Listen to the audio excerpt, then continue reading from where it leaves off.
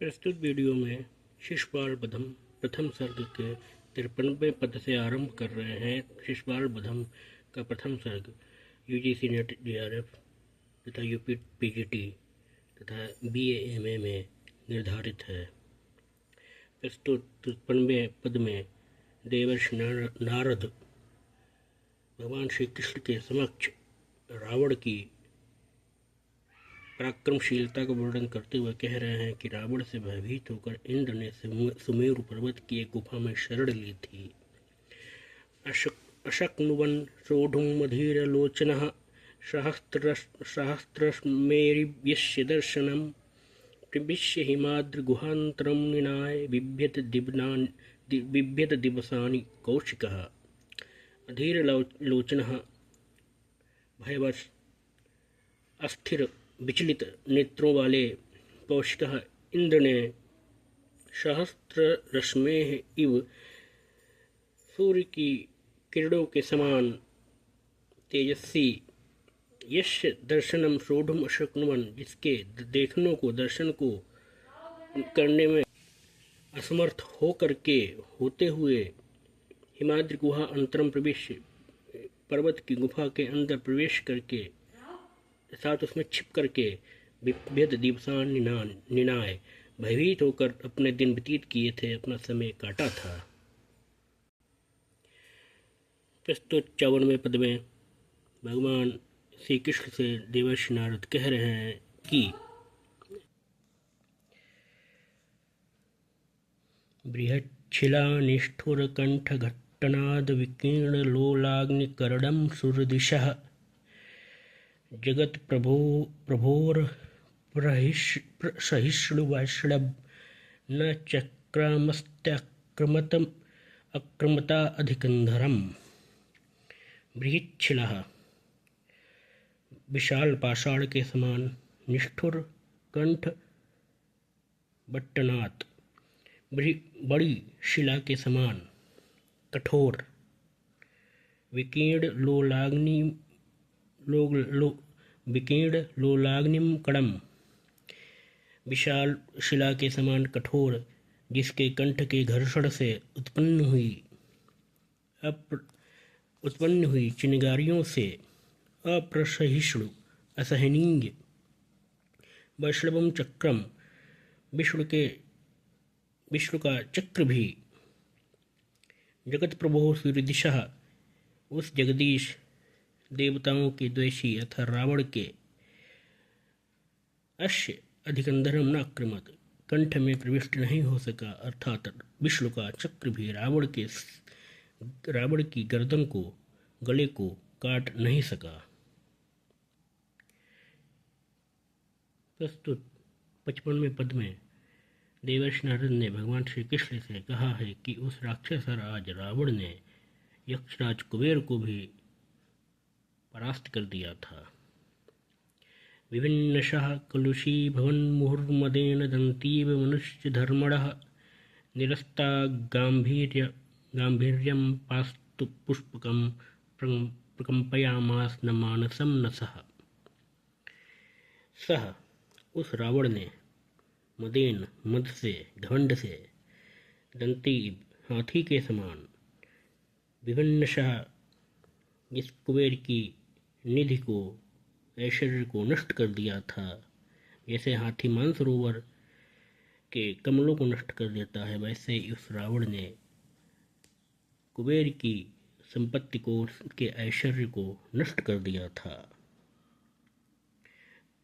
कुलुषोन भवत निरस्ता गांभीर्यम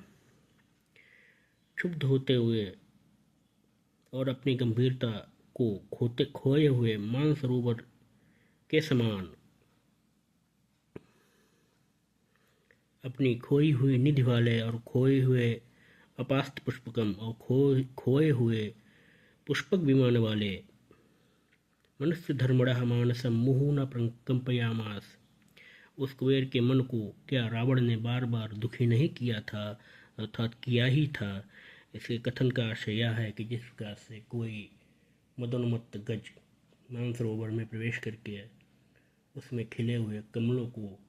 नष्ट करके मानसरोवर की संपूर्ण शोभा को नष्ट कर देता है। उसी प्रकार से रावण ने कुबेर की अलकापुरी पर आक्रमण करके उसको परास्त करके और उसके पुष्पक विमान को छीन करके कुबेर के संपूर्ण ऐश्वर्य को नष्ट कर दिया था, कुबेर को परास्त और अपमानित किया था। रणेषु तस्य प्रहिताः प्रचेतसा शरोषहुङ्कारात् पराङ्मुखीकृताः प्रहर्तुरेव रोगराजजडज्जबो दिवेन कंठम सभयाः प्रपेदिरे। रणेषु युद्ध में प्रचेतसा प्रहिता वरुण के द्वारा प्रयुक्त उर्गाग्रजभः नागपाश तस्य उस रावण के सरोष हुंकाराद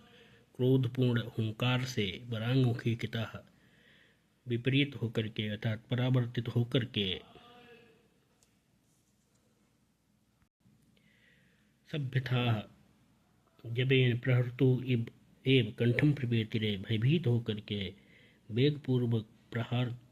करने वाले उस वरुण के ही गले में लिपट गए थे। प्रस्तुत 57वें पद में नारद ने रावण के द्वारा यमराज के महिष को परास्त किए जाने का वर्णन किया है। परेत भर्तुर्महिषो अमुना धनुर्विधातुम् उत्खात विषाणमण्डलः हृते अपि भारे महातस्त्रपाभराद उबाह दुखेन भृशान्नतं शिरः। अमुना इस रावण के द्वारा धनु विधातुम अपना धनुष बनाने के लिए उत्खात विषाणमण्डलः उखाड़े गए सींगों वाला परते भर्तु महिषा यमराज का महिष अर्थात भैंसा भारे अपि महता कृपाभरात अपने भार के दूर हो जाने पर भी भार का निवारण कर दिए जाने पर भी कृपाभरात लज्जा के भार से विषानतम अत्यंत नतमस्तक होकर के शिरहा दुखेन उबाह अत्यंत दुख से अपने सिर को धारण करता था, वहन करता था। प्रस्तुत 58वें पद में नारद ने रावण के द्वारा सूर्य को परास्त किए जाने का वर्णन किया है। स्पृशन् शशंक समयेषु चावपि स्थितः कराग्रैरसमग्रपातिभिः अधर्मधर्मोदक बिन्दुमौक्तिकैरञ्जल अलञ्चकारस्य वधूरहस्करः अहस्करः शौर्य शुचौ ग्रीष्म काल में स्थित अपि ग्रीष्म काल में अर्थात ग्रीष्म ऋतु में होने पर भी सूर्य असमग्र पार्थिवी कराग्रही संपूर्ण रूप से नहीं गिराई गई अपने किरणों के अग्रभाग से शशंका स्पृशन मानव शंका से भय से स्पर्श करता हुआ अधर्म धर्मोदक बिंदु मौक्तिकई शीतल श्वेत बिंदु रूपी मुक्ताओं से मोतियों से शस्य बधू अलंचकार इस रावण की रानियों का मानो अलंकार करता था, उनको विभूषित करता था, उनका अलंकरण करता था। प्रस्तुत 59वें पद में कवि ने रावण के द्वारा चंद्रमा को परास्त किए जाने तथा चंद्रमा के द्वारा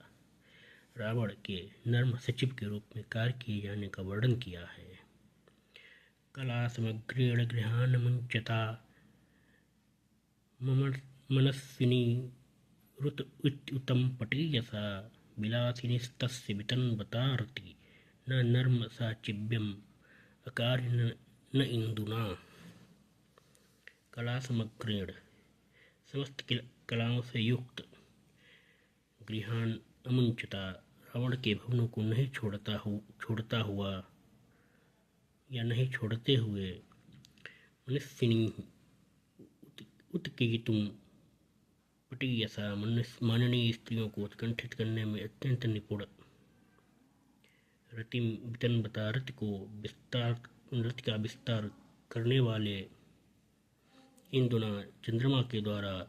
विलासिनः तस्य नर्म साचिव्यम न आकार। क्या इस विलासी रावण के नर्म सचिव का कार्य नहीं किया गया, अर्थात किया ही गया, अर्थात चंद्रमा भी मानो रावण के नर्म सचिव के रूप में कार्य करने के लिए बाध्य हो गया था। प्रस्तुत 60वें पद में कवि ने वर्णन किया है कि रावण ने गणेश को एक दंत बना दिया था। विदग्ध लीलोचित दंत पत्रिका विधित्सया नूनम अनेन मानिना न जातु वैनायकम एकम उद्धृतम विषाणम अद्यापि पुनः प्रोहति। अनेन मानिना इस अभिमानी रावण के द्वारा विदग्ध लीलोचित विलासिनी सुंदरियों के योग्य दंत पत्रिका विधिस्सया दंत पत्रिका अर्थात कर्णाभरण या कंघी बनाने की इच्छा से